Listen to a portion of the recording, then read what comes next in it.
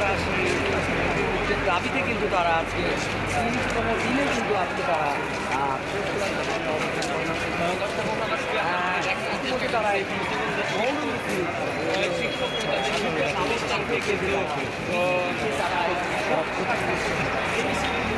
তারা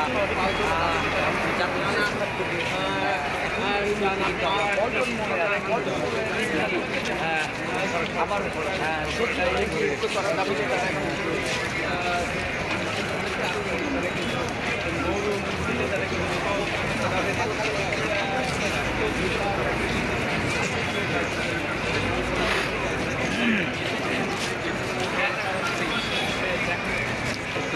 আজকে আমাদের মৌনী মিছিল 30তম দিনের মৌনী মিছিলে আজকে যেন মনে হচ্ছে প্রতিবন্ধী বিদ্যালয় শিক্ষকদের যে গণজোয়ার এই গণজোয়ারে জনসমুদ্রে পরিণত হচ্ছে। তো আমাদের এই মৌনী মিছিলে উদ্দেশ্য একটাই, আজকে 30তম দিন পর্যন্ত এখন পর্যন্ত সমাজ মন্ত্রণালয় উপদেষ্টার কোনো অভিব্যক্তি আমরা পাচ্ছি না। সচিবালয়ের লোকজনদের যারা উচ্চ পর্যায়ে রয়েছে তাদের কোনো অভিব্যক্তি পাচ্ছি না বিধায় আজকে আমাদের এই মৌন মিছিল।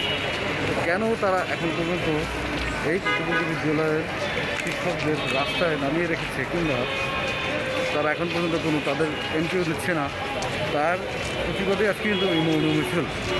তাই দেখা যাচ্ছে যে সবার মুখেই কিন্তু কালো কাপড় বাঁধা, মুখে কিন্তু অন্য